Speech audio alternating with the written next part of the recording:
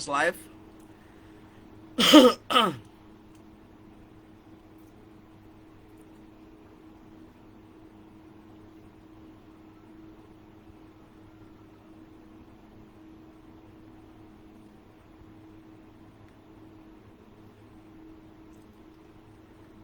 Masih proses ini. Halo, selamat malam kawan-kawan semua yang sudah terhubung di Facebook. Saya tidak tahu ya. Aku menyapa di Facebook ini sudah kelihatan belum gambarnya. Jadi kalau kawan-kawan tahu sesuai dengan apa yang kita sebar tadi, bahwa saat ini kita akan ngobrol. Jadi kami sudah hadir di sini, saya Iman, kemudian ada Kak Yulan di Jayapura sama Sonya di Padang. Kita sama-sama kena COVID dan sekarang mau ngobrol bareng gitu.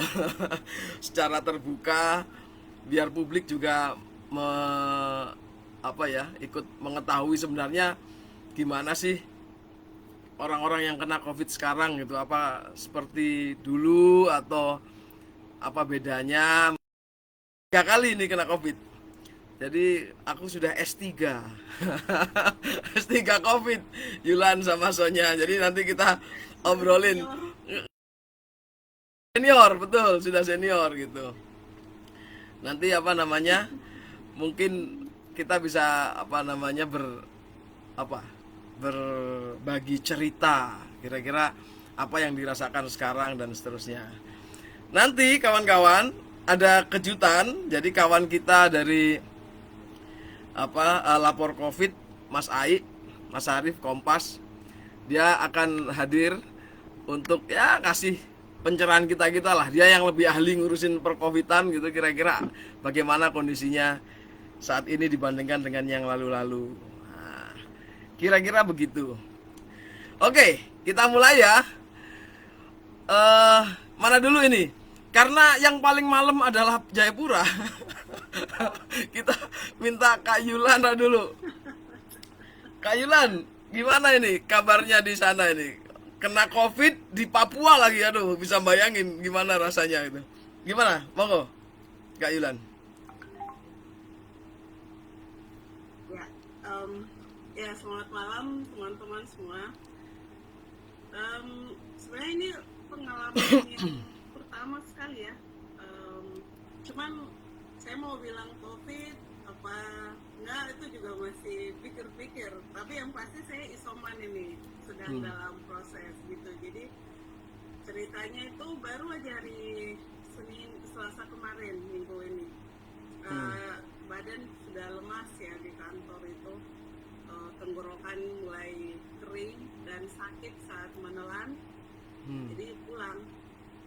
Pas Selasa itu bangun tuh sudah tambah sakit tenggorokan saya. Dan ini sesuatu yang baru buat saya. Biasanya kalau capek itu kan suka flu kayak gitu, terus badan nggak enak. Jadi pagi itu ya badan semuanya tuh nggak enak, tenggorokannya tuh sakit sekali waktu menelan udah atau minum apapun ya. Dan kayaknya nggak kuat buat berdiri tuh. Jadi ya sudah, saya putusin untuk istirahat di rumah sambil telepon bos di kantor. Kabarin bahwa saya tidak akan ke kantor karena badan lagi tidak sehat. Tadinya saya pikir saya kuat-kuat akan itu, mungkin karena capek dari kerjaan. Kebetulan hampir 2 minggu lebih sebelumnya di kantor tuh kegiatan padat sekali, full aktivitas dari pagi sampai malam, dan yaitu hirup asap rokok, teman-teman yang rokok, jadi itu tidak terhindarkan. Biasanya itu problem saya juga dengan asap rokok. Sudah kesini badan sakit, tenggorokan sakit, terus mulai flu, dan saya itu demam yang tinggi. setelah sehari Rabu baru diantarin pergi untuk periksa nih antigen. Nah hasilnya ya itu positif itu. Iya. Jadi ketemu dokter, dia dikasih obat paracetamol, terus ada beberapa sekitar 3 vitamin yang harus diminum, kemudian juga obat batuk kayak gitu. Jadi dokternya juga sarankan nanti lanjut dengan tes PCR gitu. Tapi sambil tunggu itu disarankan untuk minum vitamin-vitamin yang tadi sama obat penurun demam itu.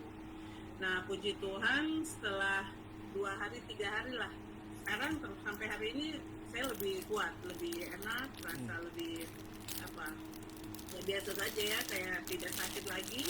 Tenggorokan yang tadinya sakit sekali itu sudah sekarang enak aja gitu. Oke, kalau Cuman di ya masih flu ya, kayak gitu. kalau cuaca di Jayapura sekarang gimana sih, Yulan? Sekarang sedang dingin-dinginnya atau berangin atau gimana? Kalau di Jayapura sekarang pas hari ini tadi mendung ya, kelihatannya mau hujan tapi sampai malam ini nggak hujan. Jadi cuacanya tuh yang angin tapi panas gitu, gerah dalam rumah itu gerah sekali kayak gitu. Bisa dibayangin ya, itu Di beberapa tempat memperburuk kondisi kita ya. Kalau apa yang kita rasakan tuh kayak kena flu itu, iya, jadi saya buruk sendiri banget. tidak betah itu di dalam kamar. Benar. Oke. Loh, ini Sonya kemana nih? Kok dia malah keluar? Ya, tapi ketika kena Apa jaringan internet? jaringannya, nah ini masuk lagi. Ketika pertama kali merasakan itu, di dalam hati sudah mikir nggak? Ini kayaknya kena nih, kayaknya nih gitu.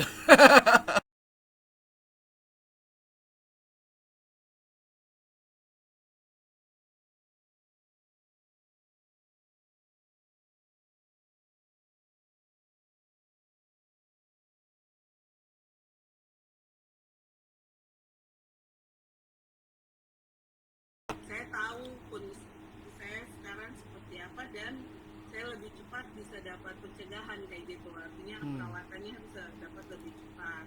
Nah puji Tuhan kemarin karena sudah disarankan untuk vitamin dan obat, terus disuruh berjemur pagi juga dan banyakin makan buah dan air putih, jadi ya, saya lakukan itu. Nah sampai hari ini sudah jauh lebih baik ya. Ini walau saya belum tahu nih benar saya kena COVID atau tidak, tapi rencananya nanti setelah 10 hari isoman, kira-kira di hari Kamis minggu besok saya baru mau PCR. Ceritanya kayak gitu Bang. Jadi memang kalau tadi ceritanya Yulan kan sudah dulu ya, antigen dulu ya. Saya sebenarnya juga antigen dan positif gitu. Ketika antigen itu sudah positif, itu besar kemungkinan ketika kita PCR pasti juga positif gitu. Jadi keputusan untuk langsung isoman itu menurut saya keputusan yang tepat sih. Agar agar kita tidak semakin membahayakan diri kita sendiri sama orang lain ya. Oke, terima kasih ya Ilan ya. Benar. Oke, sekarang Sonya, woi, bangun. Iya mbak. Masih. Masih. Ini nggak ada videonya, memang nggak dimatiin kan? Mungkin jaringan aja ya. Enggak ada. Oh ini ada nih lah, ada. Oke, kalau Sonya gimana? Awal kena COVID-nya itu? Tiba-tiba kemudian merasa atau cek dan gimananya, bisa ceritakan Sonya? Jadi seminggu sebelum ada reaksi di dalam tubuh itu, aku emang ketemu sama teman yang kontak erat dengan pasien COVID. Nah, jadi gara-gara kita emang dekat gitu loh mas, ya udah kita satu sedotan bareng kan, lepas minum. Sebentar. Kamu sedekat apa kok bisa satu sedotan bareng, itu maksudnya gimana itu? Kita teman aja.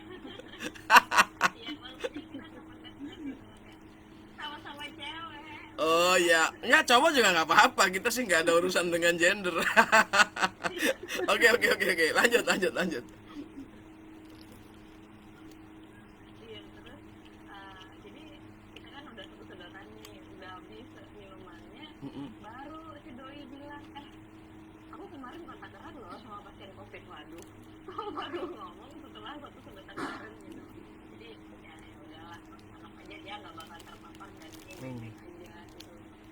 Tapi 1 minggu setelah itu tenggorokanku mulai sakit gitu, kayak malam Hmm. pas lagi ngetik berita, tenggorokan sakit, badan gak enak, terus tiba tidur gitu pas lagi bikin berita. Aduh, kenapa ya kok bisa-bisanya kayak gini. Terus, dan akhirnya paginya badan demam tinggi, Hmm. di kepala, mungkin kayaknya suhu aku waktu itu sampai 39 lah gitu. Sakit kepala, mual, sama sesak napas gitu. Hmm. Terus aku juga punya riwayat penyakit ini aritmia gitu. Jadi takutnya ini kenapa ya ke-trigger tiba-tiba gitu. Kok panasnya juga nggak biasa, nggak pernah panas itu begini. Akhirnya memutuskan untuk cek tes PCR. Tapi menariknya mas, tes PCR pun menunjukkan hasil yang negatif. Oh, PCR-nya negatif. Negatif. Hmm. Terus? Aku negatif, iya itu jadi aku langsung ditelepon sama ketua labnya. Mbak, hasilnya negatif meskipun mbaknya menunjukkan ciri-ciri positif COVID-19. Nah saran kita saran dari pihak labnya dilakukan tes PCR ulang. Tapi kan negara negatif, aku emang memilih untuk isoman aja gitu kan. Aku memilih untuk isoman dan gak mau tes PCR lagi gitu. Kayak selain negara nyolok hidungnya yang aku nggak ini Nggak nyaman lah ya. nggak suka, terus ya pokoknya pengen positif tinggi aja gitu. Oke, kayaknya kamu kelelahan kayak gitu. Ternyata nah hari keempat aku demam terus, hari pertama itu demam tinggi sampai malamnya aku nggak bisa tidur gitu loh mas. Sampai aku bilang ke teman-temanku kayak aku nggak bisa tidur, atomik dalam tubuhku itu lagi bervibrasi. Terus sampai bilang kayak gitu. Tapi Sonya punya itu nggak? Punya apa namanya? Pengatur suhu, pengukur suhu, terus kemudian apa ya? Oximeter itu Sonya punya nggak? Jadi mengukur suhu dengan pasti gitu. Enggak mas. Cuman di Kalau ngukur fisik suhu aja ya. awalnya itu Di fisik langsung aja ya. enggak di labnya mas. Di labnya Oh, jadi oke. termometer, makanya kita tahu. Terus hari kedua malah kebalik kan, dari hari pertama demam tinggi, hari kedua itu dingin banget. Dingin banget. Iya. Nah hari ketiga itu demam lagi tapi nggak sedemam hari pertama, keempat dingin. Nah pas di hari keempat itu jadi kayak negara kita tinggal satu rumah ini berdua. Jadi temanku hari keempat tiba-tiba demam menunjukkan gejala yang sama. Gejala yang sama apa yang aku tunjukkan di hari pertama. Aduh, ini beneran COVID atau enggak atau gimana sih gitu. Akhirnya kita memutuskan kemarin untuk cek rapid antigen, ternyata positif. Ketika tahu positif, Positif terus setelah melanjutkan isoman. dari sana tes PCR.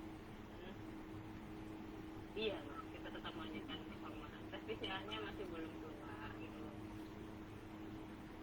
Nah, kalau aku mendengar Itu cerita. sepertinya apa? Baik apa namanya? Aku sendiri, Sonya maupun Yulan punya punya awareness yang sama tentang kondisi tubuh kita, dan kemudian kita harus melakukan apa gitu untuk cek kan. Nah, persoalannya kemudian apakah kawan-kawan di sekitar kita atau masyarakat di misalnya di Jayapura, di Padang dan di Tangsel misalnya ya. Kalau di Tangsel di daerah saya aja itu masyarakatnya sekarang ini semakin tidak aware gitu loh dibandingkan dengan tahun lalu ya, atau 2 tahun lalu 2020 saya kena. Itu masyarakat nggak aware, oke. Tapi 2021 itu karena banyak peristiwa kan akhirnya lebih aware tuh. Tapi semakin kesini kan semakin loose gitu ya, semakin longgar. longgar gitu. Nah, kalau di daerahnya di Jayapura sama di Padang, mungkin Yulan dulu. Kalau di Jayapura gimana suasana masyarakatnya? Apakah semua peduli dengan hal ini atau tebakan saya sih sama aja. Sama Gimana? Yulan dulu. sama aja mas. Em, apa kayaknya kembali kayak awal-awal dulu ya, jadi kayak nggak ada perbedaan ini ada covid atau eh, tidak, sebenarnya tidak ada covid gitu, orang rame kok di jalan beraktivitas apa, cuman yang beda yaitu apa harus pakai masker, tapi juga banyak yang tidak pakai masker lagi. Dan kalau sebelum-sebelumnya itu kan orang lebih hati-hati kalau mau keluar ya untuk sesuatu yang penting saja, karena tapi saya pikir itu juga karena ada penjagaan ya, ada satgas covid dan tim gitu, satpol pp yang jaga-jaga, jadi saya pikir itu yang kemudian membuat orang tuh lebih hati-hati gitu pada saat Saya ingat di Papua itu dulu ada kebijakan ini, ketika orang keluar dari Papua harus tanda tangan dulu, kemudian masuk tanda tangan lagi atau gimana gitu loh ya kan, dulu kan sekeras itu kan, seketat itu di Papua dulu. Nah, benar. Tapi tidak di semua Papua sih. Kalau yang sampai sekarang masih kayak gitu harus ada surat izin keluar dan masuk itu di Kabupaten Jayawijaya, Wamena. Sampai sekarang Pemdanya masih terapkan itu. Jadi meskipun kita sudah melakukan PCR, jadi kalau untuk masuk Wamena itu wajib PCR. Jadi PCR di kota asal, tapi tiba di Wamena harus PCR lagi di bandara di Wamena. Gitu. Kalau di Jayapura? Beda dengan kabupaten yang lain sih. Kalau di Jayapura nggak, malah Jayapura yang jadi pusat ibu kota provinsi ya. Semuanya kan lewat Jayapura dulu, malah kelihatannya lebih longgar gitu. Longgar. Oke. Sekarang sih kita lihat orang biasa aja nih, biasa aja. Malah ini ada berita di Jugi per hari ini tuh 5 orang yang COVID di tempat karantina melarikan diri tadi. Aduh kacau.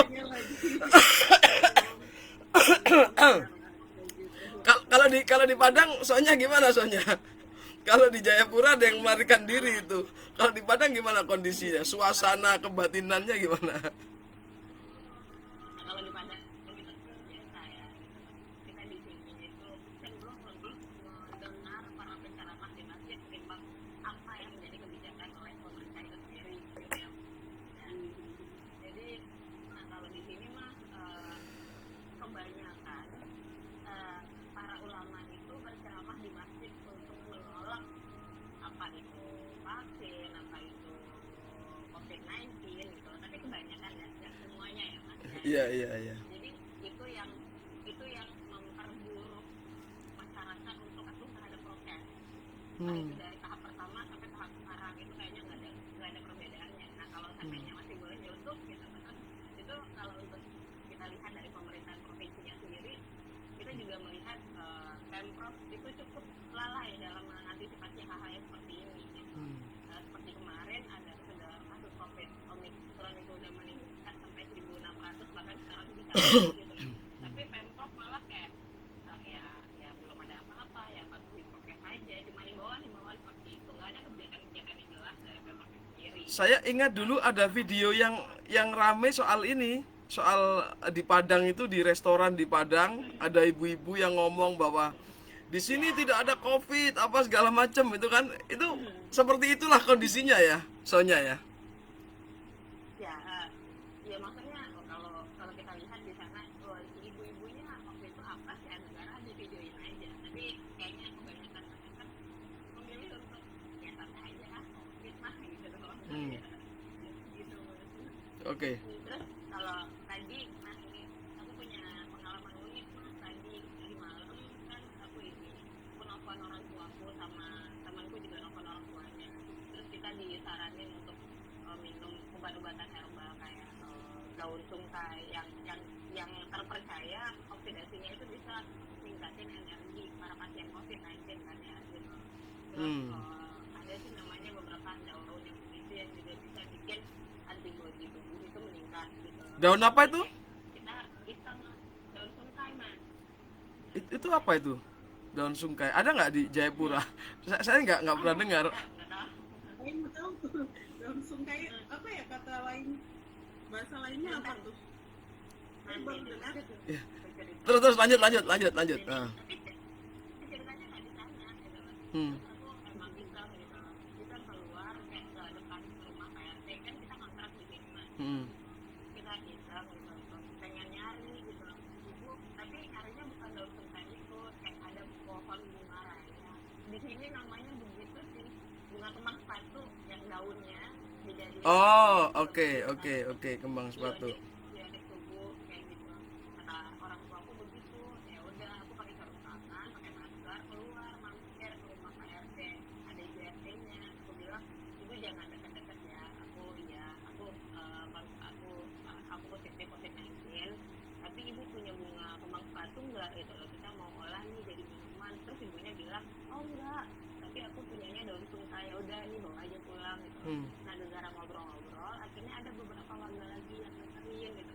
Tapi awalnya tadi malam itu mereka ya support aja, nggak apa-apa, nggak usah terlalu jauh aja lah, nggak apa-apa, santai aja kayak gitu kan orang-orangnya gitu. Nah, aku pikir warga di sekitar tempat aku ngontrak ini cukup aware dengan COVID-19 dan nggak ngambil, ya maksudnya nggak melihat stigma orang yang terkena COVID-19 itu orang yang harus dibuktikan gitu mas gitu.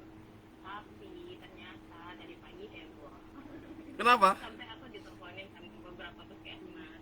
Ya katanya kata puskesmas beberapa warga di sekitaran kontrakanku itu ngelapor, kenapa ini orang nggak positif tapi kenapa masih isoman?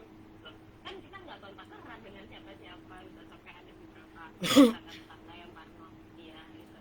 Mereka juga langsung telepon, kamu buruan pergi nggak usah di sini, digitu-gituin gitu.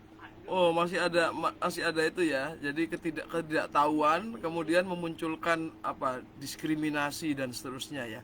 Tapi di apa namanya di Padang ada SOP nggak? Kalau saya sih di Tangsel ya. Karena kena 3 kali, jadi saya yang pertama dulu melakukan hal yang sama seperti yang saya lakukan sekarang. Jadi ketika saya positif, saya telepon ke puskesmas. Kemudian puskesmas merespon dengan intens gitu, termasuk menanyakan apakah saya ada gejala, apakah gejalanya berat dan seterusnya. Kalau misalnya saya berat, itu saya diminta untuk isolasi terpusat, dia di pusat karantina. Kalau di Padang gimana? Nah, itu juga sama mas, di Padang juga ada kok. Kalau saatnya memang beneran positif, itu pasti bakalan didatengin sama pihak puskesmas. Datengin, kita bakal diukur seberapa persentase virus di dalam tubuh yang CT gitu sama CT value ya? aku lupa CT value sama satu lagi yang kadar oksigennya itu loh. Oh ya, oke. Oximeter ya. Ini kan hasil aku masih belum keluar mas itu, makanya jadi kayak bingung gitu loh. Kita mau kemana? Tapi kemarin untungnya ini salah satu kepala puskesmasnya nyodorin beberapa obat-obatan sebelum kita dapetin obat-obatan COVID. Waduh. Mohon maaf kawan-kawan, ini karena kami bertiga adalah pasien. Minum dulu. Kalau Kak Yulin, Minum dulu. sebentar kita say hello ke Mas Ai. Mas Arif, selamat datang. Ya, kita lanjutin dulu Mas ya, sebentar ya Mas ya. Selamat datang, Mbak. Ya Kak Yulin, itu gimana kalau di sana kalau kita sakit apakah lapor puskesmas dan segera direspon atau gimana? Kalau di Jayapura? Kalau dari cerita laporan berita ya yang lalu-lalu, tidak semua direspon cepat sih. Justru kitanya yang harus aktif itu bawa diri ke puskesmas gitu. Cuma Cuman kalau sekarang ini ya itu tadi yang saya bilang, karena setelah angka pasien yang terpapar COVID sempat turun, kemudian aturan-aturan juga mulai longgar ya. Jadi orang kemudian sudah kembali beraktivitas biasa. Jadi sekarang itu kayak biasa gitu. Beberapa waktu ini mulai naik lagi nih angka pasien yang terpapar COVID di Kota Jayapura. Jadi sempat ada wacana juga mau dilakukan pembatasan jadwal untuk kapal dan pesawat yang masuk dan keluar dari Jayapura. Tapi sampai hari ini sih kita lihat belum ada pembatasan itu. Dari yang seminggu biasanya ada 5 kapal, sekarang itu sudah dua kapal. Oke. Dari luar Papua ya. Tapi sorry Kak Yulen. Tapi masih tetap ini sih aktivitas di masyarakat masih biasa saja. Ketika sakit dan lapor ke puskesmas dilakukan nggak sama Kak Yulin? Melakukan itu nggak?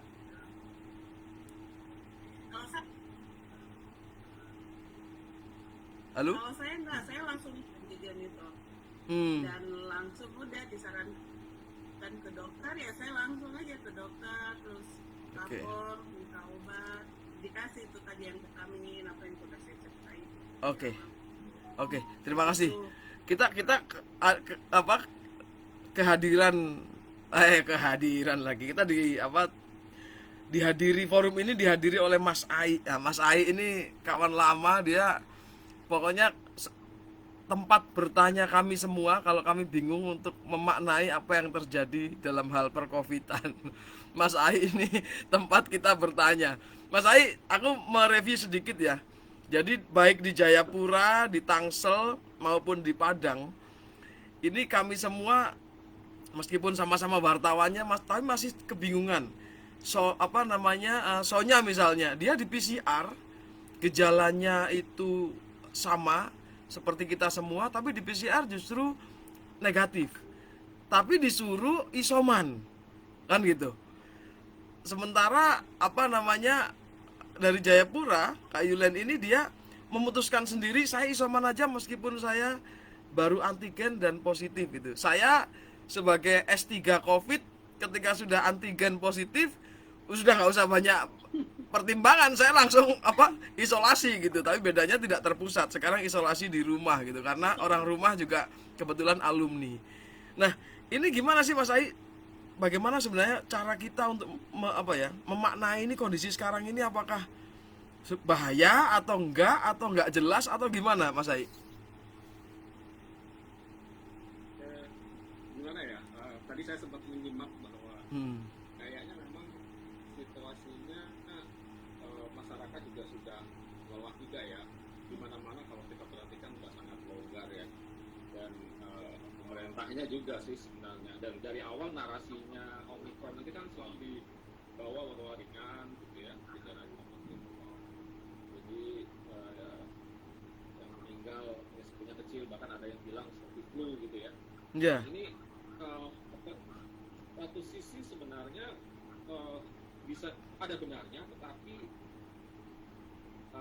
nggak sepenuhnya gitu ya. Maksud saya sebenarnya kan ya Omicron mungkin bisa lebih ringan ya dibandingkan Delta, tetapi dengan syarat ya misalnya, karena kan masih banyak yang meninggal juga ya. Kalau kita lihat beberapa hari terakhir itu angka kenaikan kematian itu udah selevel September 2021 ya, kalau kita kena September 200. Jadi ada beberapa faktor yang bisa membuat orang tetap rentan walaupun bahkan sudah divaksinasi ya, bahkan sudah di booster gitu ya. Misalnya ada komorbid dan lain-lain. Apalagi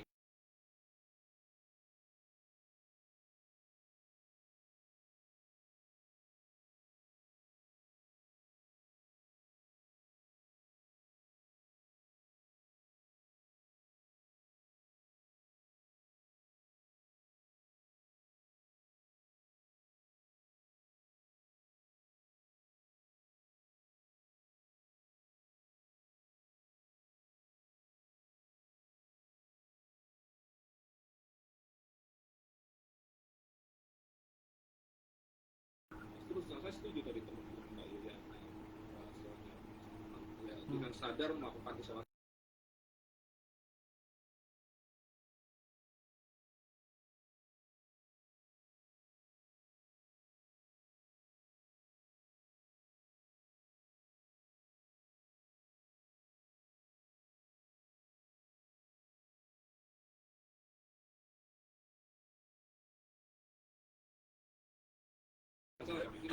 Iya, Mas. Kamu lebih apa ya? 3 kali. S3 udah dokter aku. Yulian sekali itu rasanya udah berapa kali? Sekali. Sekali. Berapa kali kan Mbak Yulian? Yuliana sekali ya. Sonya juga sekali ya Sonya. Jadi itu tadi. Hmm. Ya, jadi kalau menurut saya yang Kali Mas. prinsip tadi yang harus dipegang adalah bahwa kita bukan hanya menjaga kesehatan dan keselamatan kita sendiri, tapi juga menjaga orang lain. Hmm. Isolasi mandiri yang benar itu Saya baru beli. ya Gimana Mbak Yuliana? Mbak Yulin? Halo? kayaknya sinyalnya ya. Mbak Yulian. Lanjut Mas Ai. Ya, jadi kalau menurut saya Halo? ya Ya, halo. Dengar Kak Yulen? Oke.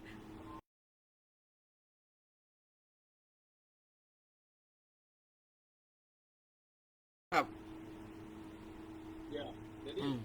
kembali ke tadi ya, sikap yang cenderung abe, meremehkan, menganggap ringan itu menurut saya kurang tepat juga gitu ya. Karena juga ini juga ya sebenarnya kalau penularannya masih meluas seperti sekarang, peluang munculnya mutasi dan varian itu juga tinggi ya sebenarnya di Hmm. beberapa negara. Saya tadi barusan baca misalnya di Denmark itu sekarang subvarian Omicron ya, yang BA itu lebih sudah naik lagi, dan subvarian ini lebih menurun dan lebih lebih memicu keparahan sebenarnya di awal ya. Jadi ini memang challenge ya. Kalau menurut saya sih dalam prinsip penyakit menular seperti sekarang itu prinsip untuk pencegahan dan upaya untuk menanggulangi kasus sebesar-besarnya itu yang paling baik ya menurut saya. Hmm. Dan tadi saya setuju bahwa isolasi mandiri yang benar, teman-teman begitu ada gejala atau sudah positif misalnya harus cepat-cepat isolasi, atau kalau yang menunggu gejala ya harus ini. Mas Ai, apakah definisi dari jenis COVID itu penting, Mas? Misalnya Omicron atau Delta atau yang lain. Karena kami semua kan cuma dites Ya, biasa tentang lanjutan ya untuk definisi namanya ya, jenisnya ya, sorry. Gimana, Mas? ya. Kalau untuk penanggulangan secara epidemiologis dan tata laksana di rumah sakit mungkin penting ya. Terutama kan karena kan mungkin karakter implikasinya bisa relatif beda ya. Misalnya kayak ketika varian Delta ya itu tingkat kemarahannya itu kan beda. Misalnya ternyata varian Delta bisa ini ya untuk replikasi virus itu tinggi itu sampai ke organ di dalam gitu ya. Oh, oke. Sehingga implikasi penanganannya juga lebih membutuhkan oksigen ya, dibandingkan Omicron yang itu biasanya gejalanya di saluran pernapasan bagian atas gitu. Makanya yang paling kaki dan sebagainya. Tetapi kalau untuk awam ya, kalau menurut saya tidak harus kita tahu kan. Misalnya kita juga tahu kan juga ada prosesnya, ada WGS yang mungkin kita nggak harus. Jadi untuk epidemiologi misalnya untuk penanganan kasus secara keseluruhan, pemerintah perlu tahu juga bahwa varian apa sih yang dominan beredar di masyarakat, atau apa jangan-jangan sudah muncul varian baru gitu, varian baru yang jadi lebih berbeda lagi. Oke, Mbak. Awam untuk kita misalnya pasien mungkin nggak harus tahu. Kak Yulen sama Sonya kalau mau ada pertanyaan ke Mas Ai silakan loh. Ini mumpung kita ketemu. Malah saya ini, malah saya mungkin malah ini nih, saya tuh pengen tanya juga. Ayo monggo Mas Ai, Pasti mau malah udah 3 kali. Aduh. Saya nggak tahu nih, saya yakin Mas Iman, Mbak Yuliana, Pak Sonya ini kan sebenarnya taat prokes juga ya. Nah itu juga mungkin bisa cerita di mana titik-titik lemahnya sehingga orang lain mungkin juga bisa belajar. Saya nggak tahu tuh. Iya. Mana akhirnya kenanya gitu. Menarik. Kalau Aku Mas, ya mangga, Sonya silakan. Iya. Mbak Sonya. kalau aku emang sengaja takut dotan sama temen yang terpapar. Ya tapi kan kamu nggak tahu dia terpapar ya. Tapi aku dikasih tahu setelah kedotan. Oh nggak tahu kalau itu. Nah itu prinsip menarik ya. Ternyata memang COVID itu seringkali justru menulari orang-orang yang mungkin nggak kita duga gitu ya. Kalau dia nggak tahu.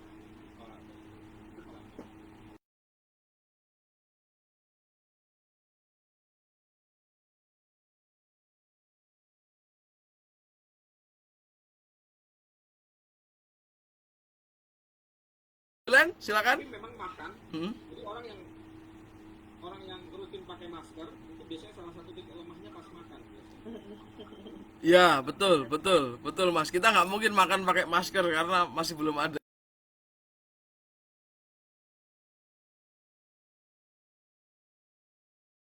Kak Yulen, silakan kalau mau tanya. Yang pakai charger. Kak Yuliana, silakan kalau mau tanya. Mungkin Iman kenal gimana lagi kemarin? sejujurnya Mas, aku itu tidak tahu kena di mana. Karena di kantor itu sekarang kan sudah mulai mengurangi jumlah pertemuan kan di kantor itu. Terus kemudian kebetulan Bang ada.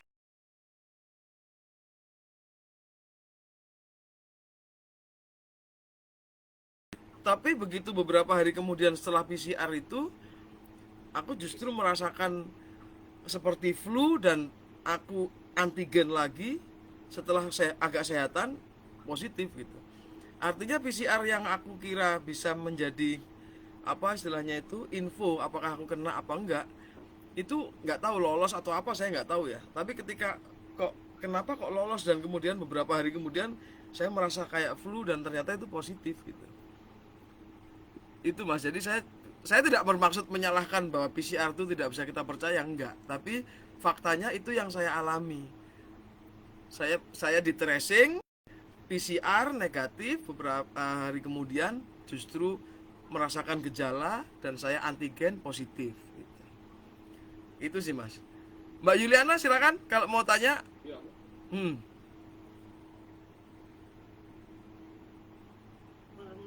Belum sih, Belum ya? belum ada. Cuman memang kemarin tuh sempat pikir juga bisa dapat dari mana gitu.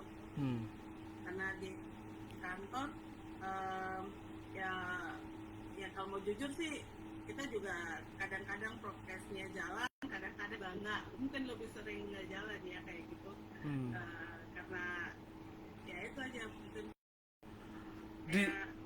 kita semuanya sehat gitu.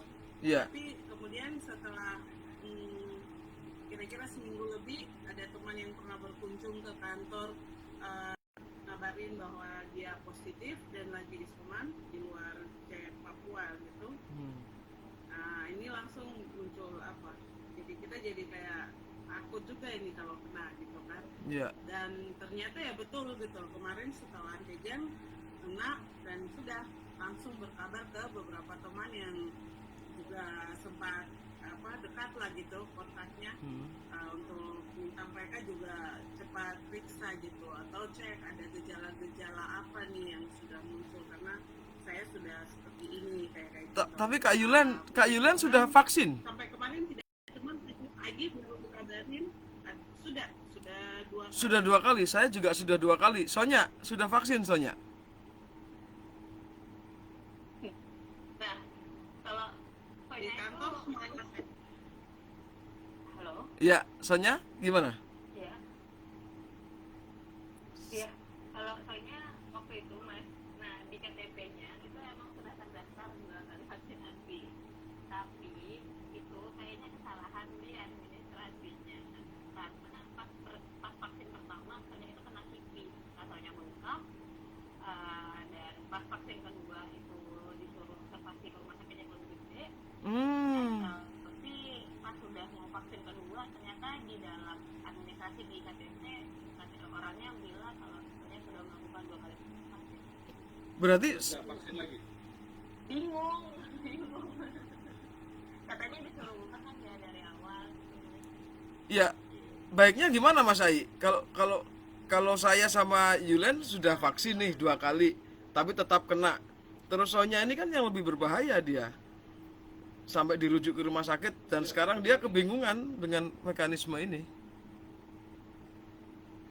Ya, sebenarnya kalau menurut saya ya kalau kesempatan bisa vaksin aja lagi ya karena tapi biasa setelah infeksi tiga bulan setelahnya ya baru tapi waktu itu sebenarnya mungkin masih bisa ngurus sebenarnya kalau memang mau vaksin yang kedua teman ini kan tenggangnya udah panjang ya kayaknya harus ngulang Ulang dari awal ya Mas Ai ya. Itu pertanyaan keduanya itu kalau seandainya soalnya vaksin itu apakah vaksinnya sama jenis yang atau gimana?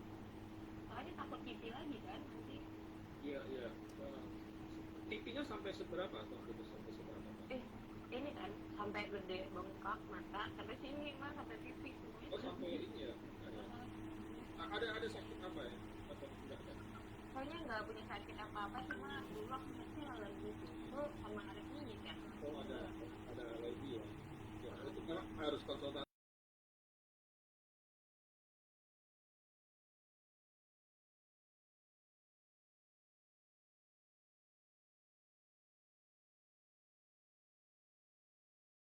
Udah emang nunjukin berapa banyak gejala-gejala COVID gitu.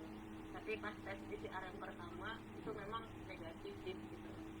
Itu apakah bisa atau gimana? Tapi tadi kan kemarin kita rapid antigen berdua ternyata memang positif, PCR-nya besok ini keluar dan nggak tahu dari apakah positif. ya kemarin tapi sudah ada gejala ya Udah malah gejala kan kemarin kan ada yang checklist itu loh mas yang di belangkonya itu semuanya saya tunjukin kayak anosmia, demam tinggi, badan pegel-pegel, iya badan pegel-pegel, diare, sesak nafas, ya kayak gitu. sesak nafas ya mungkin karena baru sekali ya kali ya Karena anosmianya juga. ya jadi sebenarnya kalau yang saya tahu ya false negatif atau COVID palsu dari PCR itu memang bisa terjadi dengan berbagai alasan ya. Pertama misalnya kesalahan pengambilan swabnya misalnya. Jadi kan itu kan kalau misalnya tidak pas ngambilnya sampel dari hidung atau dari tenggorokan mungkin virusnya itu tidak banyak sehingga ketika dianalisis di PCR tidak keluar misalnya. Ya seolah-olah negatif itu yang pertama. Yang kedua bisa juga karena viral load-nya yang rendah gitu artinya memang apalagi kalau tesnya terlalu dini ya misalnya baru terinfeksi nih sekarang nih misalnya lalu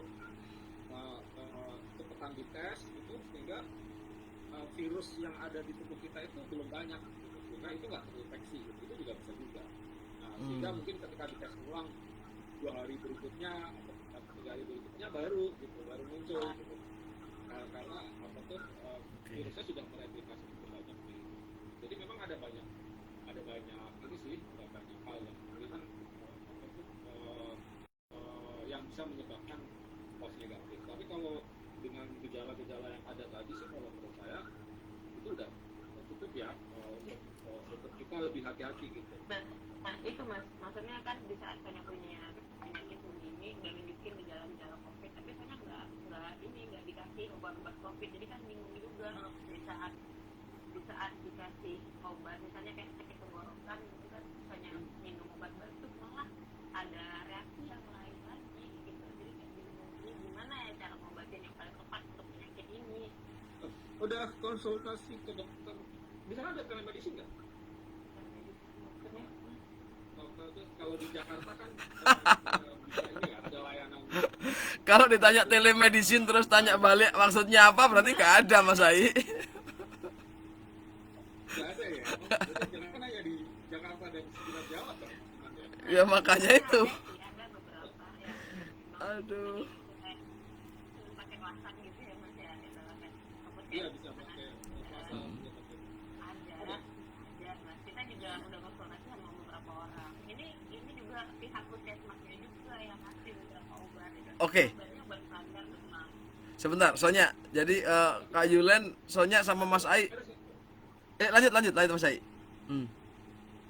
Ya, saya mungkin sedikit perlu mengingatkan ya apa yang harus dilakukan ketika isolasi mandiri ya. Iya. Kalau tapi mungkin agak ada perbedaan sedikit dibandingkan Delta sama Omicron. Tapi kalau menurut saya yang harus ada itu minimal kayak oximeter ya untuk mengetahui, apalagi tadi Mbak Sonya ada gejala sesak nafas misalnya. Nih, oximeter. Tuh, sebagai veteran kita punya kita. Mbak Sonya punya nggak? Atau teman-teman? Ya, Kalau nggak salah dulu teman-teman aji di beberapa daerah itu ada stok ya yang bisa Menggalakkan itu ya. Tapi saya pikir beli sendiri juga nggak mahal Mas. Tapi nggak tahu ya kalau di Papua ya. Beli sendiri nggak mahal. 200-an ribu lah, 100. Berapaan harganya?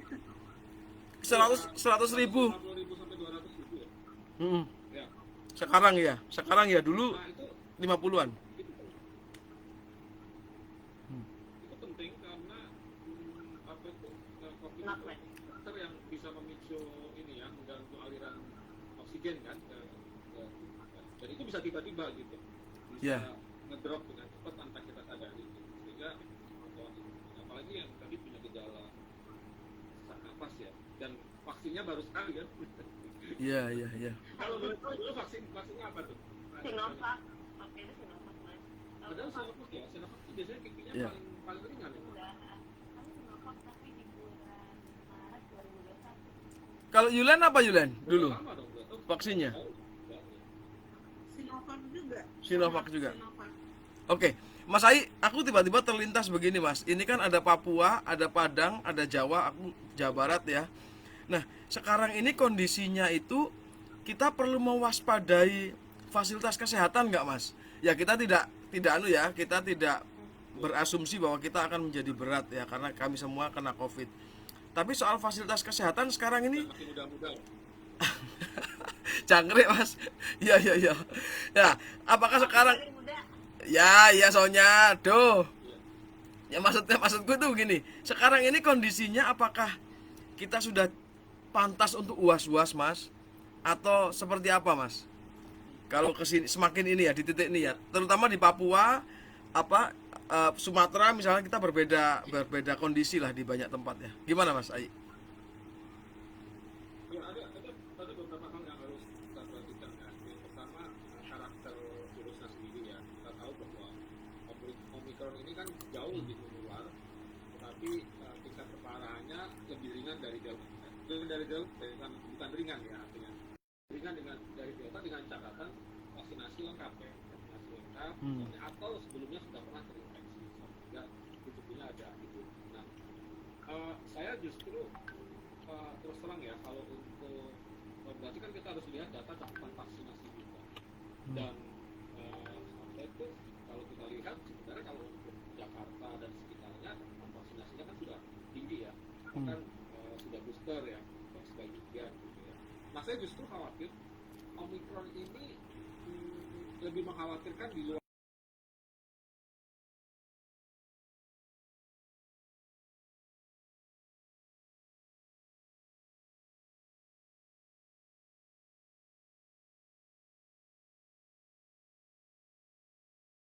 orang yang belum divaksin, sehingga resikonya bisa lebih tinggi dan ini kan juga harus siapa lagi fasilitas kesehatan mungkin lebih kurang kan yang dijawab. Iya, pasti lebih kurang Mas. Tadi di Padang. Vaksin di Sumatera Barat juga salah satu yang paling rendah. Iya itu juga. Iya di Sumatera Barat. Kamu aja belum selesai vaksin. Soalnya ini harus soalnya ini PR ini soalnya kamu harus meminta vaksin lagi beneran. Iya. Aku pikir itu. Kalau Mbak Yulen booster ya setelah ini ya. Keluarga gimana? Dan satu lagi, kan Mas Iman yang juga harus diperhatikan itu juga ketika lonjakan kasus tinggi dan apalagi itu juga bisa mengenai tenaga kesehatan ya. Itu kan berarti kan banyak tenaga kesehatan yang berpotensi terpapar ya. Hmm. Dan itu kan akan mengganggu layanan kesehatan juga. Itu sih kalau menurut saya. Dan ada beberapa negara kalau dalam konteks Omicron ini yang apa itu yang tipologinya memang beda-beda ya. Kayak Amerika itu lonjakan kasusnya kematiannya juga tinggi lagi gitu, sangat tinggi gitu ya. Australia itu kan rekor kematian juga. Tapi India yang mungkin agak mirip Indonesia karena itu sebelumnya tinggi juga itu di Amerika ya tingkat kematiannya. Oke. Indonesia kalau saya bilang untuk wilayah Jabodetabek yang tingkat infeksi sebelumnya memang sudah sangat tinggi, rata-rata udah alumni kedua atau bahkan ketiga dan cakupan kasusnya tinggi, mungkin tingkat keparahan atau resiko kematiannya nggak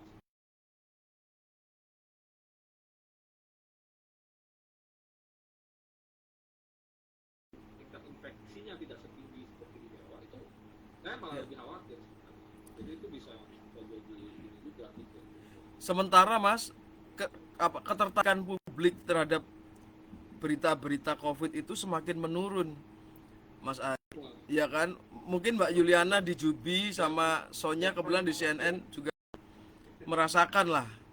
Sekarang ini kita misalnya mau meliput soal COVID itu agak-agak gimana gitu karena publik tidak seberapa menyambut isu itu. Iya, iya. Mbak Yulian gimana di Jubi? Di Jubi gimana? Bosen nggak ngomong soal COVID? Kak Yulian? Sorry bang, bisa diulang? Ketertarikan pembaca terhadap berita COVID itu semakin kecil, semakin kesini ya. Itu gimana kalau di Jubi? Kalau di Jayapura? Sama. Semakin sama kayaknya dengan daerah lain, semakin sedikit tidak seperti awal-awal dulu ya. Apa-apa sedikit kita rutin sekali itu update berita-berita, kemudian kasus yang terjadi. Sekarang juga kita tetap update sih, cuman saya pikir untuk pembaca mungkin tidak semua lagi, tidak seperti dulu lagi. Iya. Pembacanya semakin sedikit. Kebijakan redaksi Juga tapi sebenarnya tetap sekarang kan tetap yang tadi saya bilang, orang sudah biasa saja nih melihat itu. redaksi tetap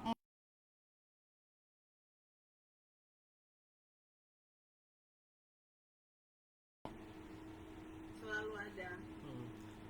Kalau Sonya gimana Sonya? Kalau di Sumatera Barat? sudah pada vaksin semua kan? Semuanya sudah Oh, sudah. Di Sumatera Barat gimana? Dari dulu memang rock and roll banget ya Padang ini ya. Saya pikir Jangan-jangan banyak penolak vaksin di Padang. nggak tahu ini Sonya gimana? Gimana Sonya? Lumayan. Di kalangan jurnalis juga. Di kalangan jurnalis Kalau juga. untuk kalau di kalangan jurnalis, iya ada juga yang bakalan menolak masih ada pasti ada, bahkan bisa presentasiin bisa jadi 60% orang yang menolak untuk vaksinasi, 40% yang enggak. Iya. Itu ada hari ini di Sumatera Barat, dan itu semua orang nggak percaya vaksin itu emang nggak mandang intelijennya lagi, nggak mandang berapa tajamnya lagi.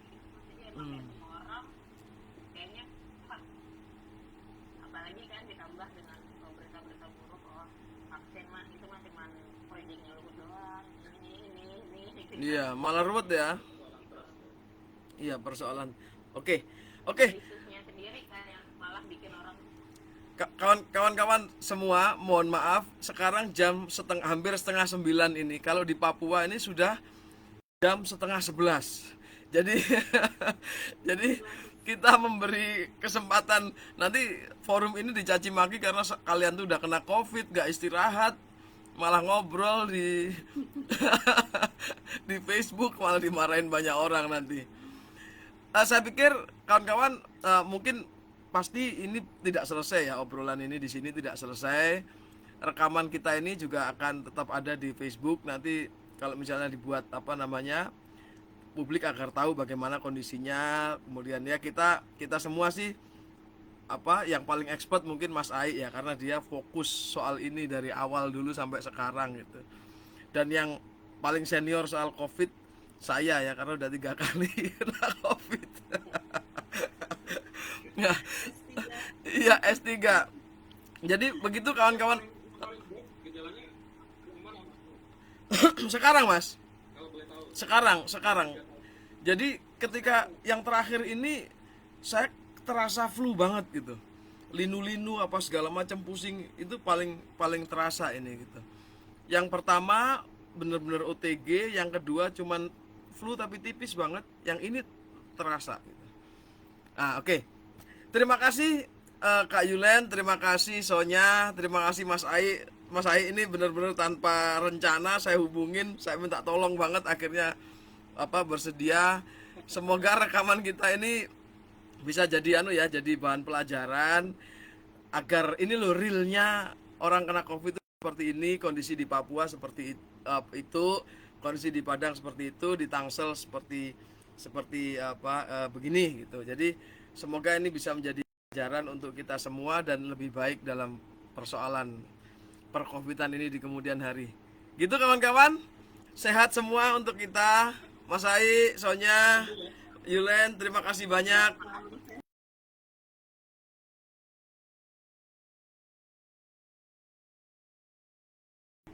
Ya, makasih.